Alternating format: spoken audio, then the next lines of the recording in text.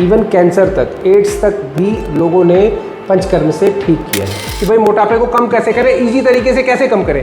तो इजी तरीके से हम ऐसे कम कर सकते हैं कि डाइट कम करें और उसको प्रतिदिन रोज स्वेदन कराएं, तो इमीडिएटली 1 हफ्ते में 5 किलो वजन उसका अवश्य कम हो। तो भाई वात पित्त कफ है, आयुर्वेद में तो वात तीन दोष है, परंतु ये रहते कहाँ कहाँ पर है। अगर जीर्ण रोग है, बहुत पुराना रोग है, तो 1 हफ्ते में वो चीज़ें खत्म हो जाती हैं। अगर 1 आध दिन हुआ है तो वो तुरंत ही इसको आराम दे देते। उन सभी में यह लाभकारी क्रिया है।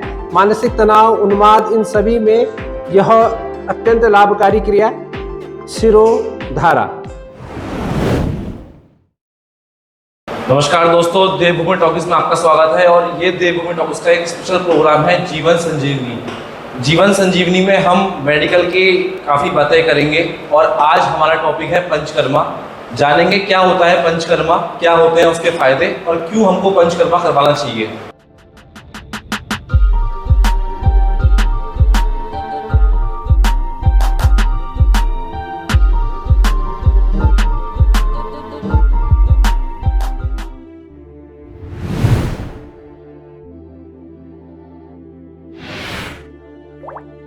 हमारे साथ मौजूद हैं आचार्य मनोज उप्रेती जी। आचार्य जी, बहुत बहुत स्वागत है आपका देवभूमि टॉकीज में। आचार्य जी, आज पंचकर्मा के बारे में आपसे जानना चाहेंगे। बहुत अच्छा ये प्रश्न आपने पूछा मयूर जी। और सबसे पहले तो मैं अपने जो आपके दर्शक हैं उनको ये बताना चाहूँगा कि पंचकर्म है क्या। जैसे नाम से ही विदित हो पा रहा है कि 5 चीज़ों के द्वारा शरीर के शोधन की प्रक्रिया है। और यह जो प्रक्रिया कहाँ से आई है? आयुर्वेद से। ठीक है, आयुर्वेद में हमारी 2 प्रकार की चिकित्साएं होती हैं। एक होती है शमन चिकित्सा और दूसरी होती है संशोधन चिकित्सा।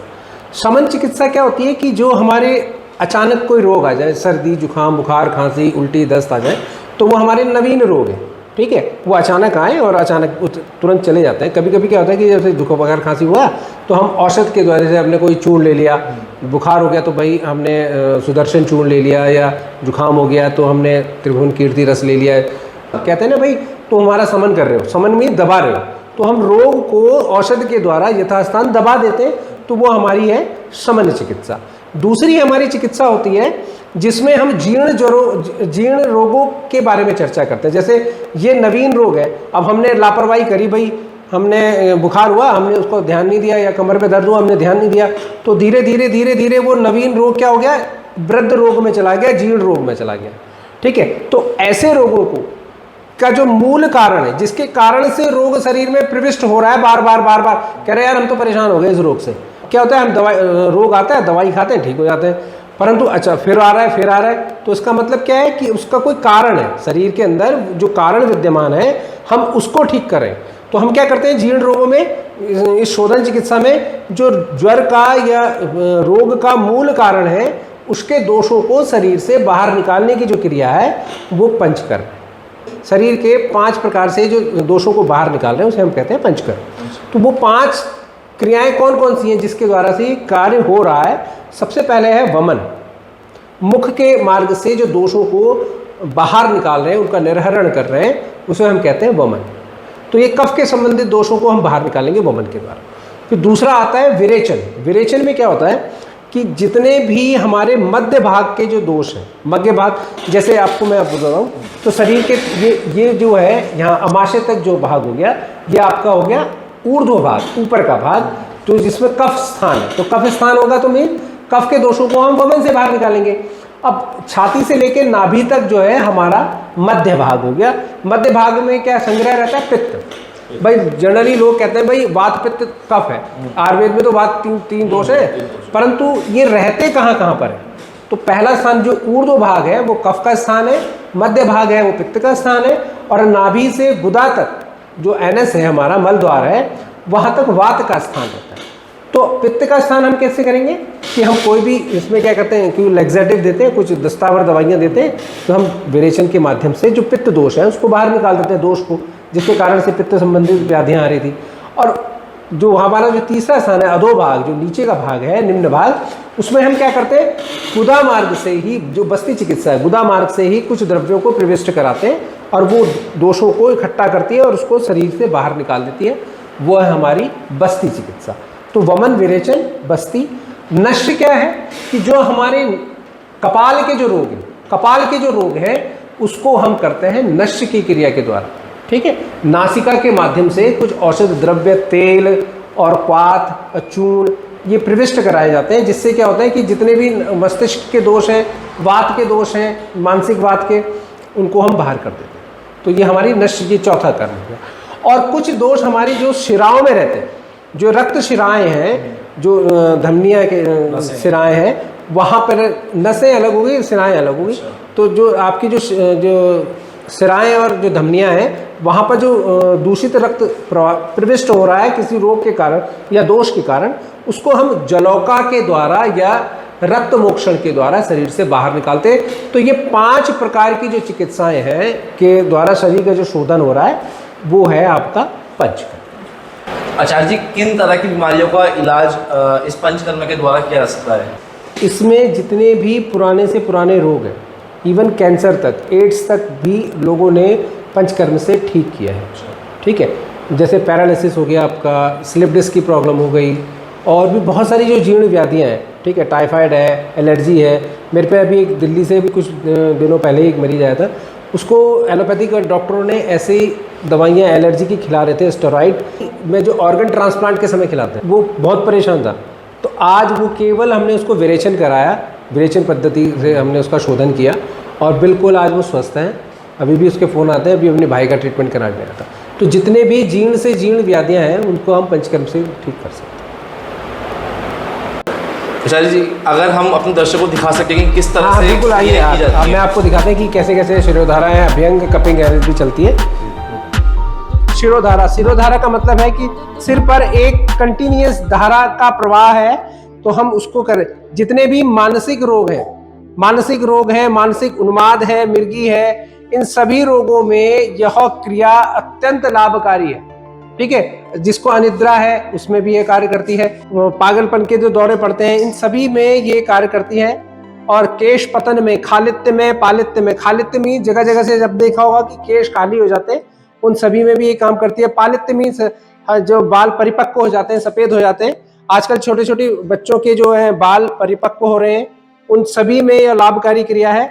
मानसिक तनाव, उन्माद, इन सभी में यह अत्यंत लाभकारी क्रिया शिरोधारा। आज हम करने जा रहे हैं घटी चिकित्सा या फायर कपिंग। फायर कपिंग में क्या करते हैं कि कैसे भी शरीर का जो पीड़ा है, दर्द है, शूल है, उसको हम रोगी के कैसे तुरंत आराम दिला सकते हैं। देखिए, पुराने जमाने में आजकल तो आधुनिक समय आ गया है, तो इन्होंने इसका रूपांतरण लिया है, परंतु ये घटी चिकित्सा है। घटी कहते हैं घड़े को। घड़े में क्या कहते हैं, जिस प्रकार से घड़े को हम पुराने जमाने में निर्वात कर लेते थे, यहाँ से इसको गर्म कर लेते थे अंदर से, ठीक है, और इसको फिर हम इस तरह से लगा देते हैं। देखिए, इस तरह से वैक्यूम बनना स्टार्ट हो जाएगा। ये इस प्रकार से जहां जहां पर कभी कभी सर्वाइकल का दर्द होता है, कमर का दर्द होता है, कटी प्रदेश में लंबर डिस्क की दिक्कत होती है, लंबर पेन होता है, उन सभी को हम इस प्रकार से ये इसको लगा के ये इसके शूल को, दर्द को, पीड़ा को हम यहाँ पर खत्म कर दें। तो किसी भी प्रकार का जो दर्द हो, कमर का या बैक का, टांग का, कहीं का भी हो, तो उसी प्रकार के दर्द को इस प्रकार से इसको सर्कुलेट भी कर सकते हैं यहाँ पर।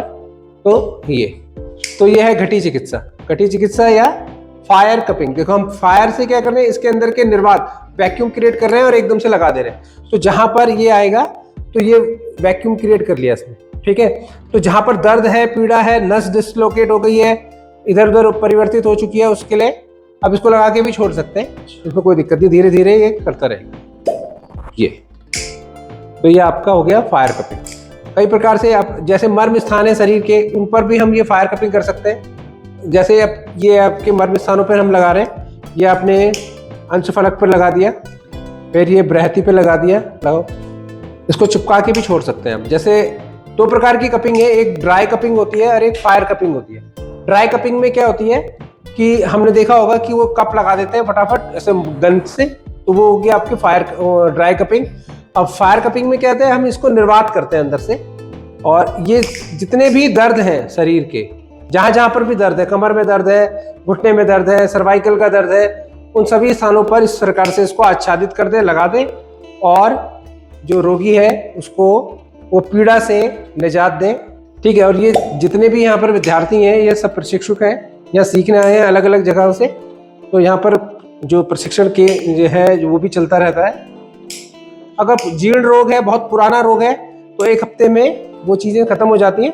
और अगर अभी नवीन रोग है, अगर 1 आध दिन हुआ है, तो वो तुरंत ही इसको आराम दे देते हैं। अब हम कर रहे हैं सर्वांग स्वेदन। सर्वांग स्वेदन में देखिए, हमने ये बक्सा है, सर्वांग स्वेदन कक्ष कहते हैं जिसको। अब हमने रोगी को इस तरह से बिठा दिया है और इस प्रकार से इसके दरवाजों को ये बंद कर दिया। अब इसमें बिठाने के बाद रोगी को 1 गिलास पानी पिला देते हैं और ये पूरा जो है ये इस प्रकार से ये सर्वांग स्वेदन रोगी ले रहा है। और धीरे धीरे चाहे तो इसके सिर के ऊपर गीला कपड़ा रख सकते हैं, अन्यथा इसको कोई भी, जैसे अभी ठंडा पानी लेके आ रहा है बालक, उसको पिला देंगे। तो कम से कम 20 मिनट तक हमने इसका सर्वांग स्वेदन, वो हमने जो पहले किया था वो था नाड़ी स्वेदन, अब ये है सर्वांग स्वेदन। हम पर्टिकुलर एक नाड़ी पर हम काम कर रहे थे, अब यहाँ पर जो शरीर की संपूर्ण नाड़ियाँ हैं वो उद्दीपित होंगी श्वेत के लिए। लाइए 1 गिलास पानी पिला देते हैं इसको, पानी पी लो। किसी भी रोगी के जैसे कोई दिक्कत है कि भाई पैरालिसिस वाला मरीज है या सर्वांग जैसे पूरे शरीर में वात फैली हुई है, एलर्जी है, उन सभी में अगर श्वेत आ रहा है तो वो दोषों को बाहर निकाल रहा है। जो आपके पित्त के संबंधित दोष हैं, वात के संबंधित जो दोष हैं, उन सभी रोगों को ये दूर कर रहा है श्वेत। अगर किसी को मोटापा है, मोटापे में आजकल बहुत एक सार्वजनिक बीमारी हो गई है, सर्वव्यापी, कि भाई मोटापे को कम कैसे करें, इजी तरीके से कैसे कम करें। तो इजी तरीके से हम ऐसे कम कर सकते हैं कि भाई उसकी डाइट पर कंट्रोल करें।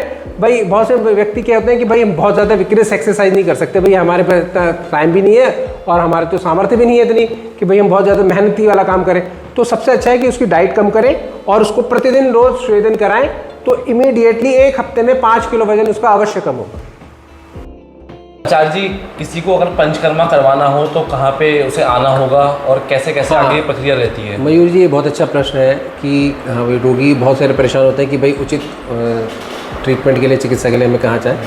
तो मैं डॉक्टर मनोज उप्रेती, संजीवनी क्रिया योग फाउंडेशन का मैं डायरेक्टर हूँ। ये जो संस्था है विगत 2009 से यहाँ पर कार्य कर रही है हरिद्वार क्षेत्र में, और हमारी एक ब्रांच ऋषिकेश में भी है और एक हमने कांगड़ी में खोली है और एक हमारे मेन हरिद्वार में, 3 ब्रांचेस हैं। तो किसी भी जैसे भी आपको रोगी को सुविधा मिलती है वो यहाँ आ सकता है। और श्री संजीवनी क्रिया योग ऋषिकुल न्यू कॉलोनी हरिद्वार इसका एड्रेस है। बाकी जो आपको डिस्क्रिप्शन में मिलेगा वो है ही, ठीक है, उसमें नंबर भी है और उसमें आप कांटेक्ट करके भी आ सकते हैं कि एक बार पहले आप बता दें कि भाई हम आ रहे हैं इससे। तो यहाँ रहने, खाने, पीने, चिकित्सा सबकी सुविधाएँ उपलब्ध हैं। और किसी को जैसे बच्चों को कुछ सीखना भी होता है कि भाई पंचकर्मा हमें सीखना भी है कि भाई चलो परिवार के लिए सीख लें या व्यावसायिक रूप से सीखना चाहें, तो भी आप यहाँ प्रशिक्षण प्राप्त कर सकते हैं। 1 महीने का, 2 महीने का और 3 महीने का यहाँ पर पंचकर्म और मर्म प्रशिक्षण कार्यशाला चलती रहती है। तो जब भी आपको आना हो तो प्रत्येक मंथ की जो पहली तारीख है और 30 तारीख के बीच ये कार्यक्रम चलते हैं।